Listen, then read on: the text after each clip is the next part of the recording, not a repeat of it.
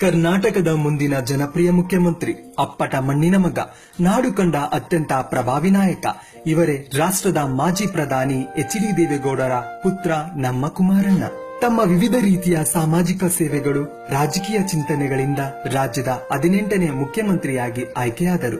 ರಾಜಕೀಯದ ಇತಿಹಾಸದಲ್ಲೇ ಮೊಟ್ಟ ಮೊದಲ ಬಾರಿಗೆ ಗ್ರಾಮ ವಾಸ್ತವ್ಯ ಹೂಡುವುದರ ಮೂಲಕ ಜನರ ಕಣ್ಣೀರಿನ ಭರವಸೆಯ ಆಶಾಕಿರಣವಾದರು.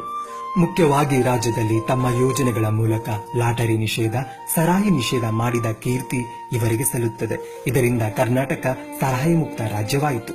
ಅದೇ ರೀತಿಯಾಗಿ 25,000 ಸಹಕಾರಿ ಸಾಲ ಮನ್ನಾ, ಕೇವಲ 4% ಬಡ್ಡಿ ದರದಲ್ಲಿ ಹೊಸ ಸಾಲು ಮಂಜೂರು, 1,406 ಕೋಟಿ ವೆಚ್ಚದಲ್ಲಿ 50 ವಸತಿ ಯೋಜನೆಗಳು, ಕೊಳಚೆ ಪ್ರದೇಶದ ಸಮಸ್ತ ಅಭಿವೃದ್ಧಿಗಾಗಿ 163 ಕೋಟಿ ವೆಚ್ಚದಲ್ಲಿ 10,000 ಮನೆಗಳು, 39 ತಾಲೂಕಿನ 1,343 ಗ್ರಾಮ ಪಂಚಾಯಿತಿಗೆ ತಲಾ 8 ಲಕ್ಷ ಅನುದಾನ, ರಸ್ತೆಗಳ ಅಭಿವೃದ್ಧಿಗೆ 125 ಕೋಟಿ, ಗ್ರಾಮೀಣ ರಸ್ತೆ ನಿರ್ವಹಣೆಗಾಗಿ 360 ಕೋಟಿ, ಗ್ರಾಮ ಸ್ವರಾಜ್ಯದ ಯೋಜನೆಗಾಗಿ 7,939 ಲಕ್ಷ ರೂಪಾಯಿಗಳು, 716 ಪ್ರಾಥಮಿಕ ಶಾಲೆಗಳು, 1000 ಪ್ರೌಢಶಾಲೆಗಳು, 500 ಪದವಿ ಪೂರ್ವ ಕಾಲೇಜುಗಳು, 182 ಪದವಿ ಕಾಲೇಜುಗಳು, 7 ಎಂಜಿನಿಯರಿಂಗ್ ಕಾಲೇಜುಗಳು, 6 ಸರ್ಕಾರಿ ವೈದ್ಯಕೀಯ ಕಾಲೇಜುಗಳು.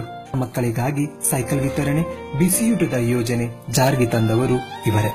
ಇಂತಹ ಜನಪ್ರಿಯ ಯೋಜನೆಗಳ ಹರಿಕಾರ ಕರ್ನಾಟಕದ ಸಮಸ್ತ ಅಭಿವೃದ್ಧಿಗೆ ನಮ್ಮ ಆಯ್ಕೆ ಎಚ್.ಡಿ. ಕುಮಾರಸ್ವಾಮಿ. ಬನ್ನಿ, ಭವಿಷ್ಯದ ಮಾದರಿ ಕರ್ನಾಟಕಕ್ಕೆ ಕುಮಾರಣ್ಣನ ಜೊತೆ ಕೈ ಜೋಡಿಸಿ.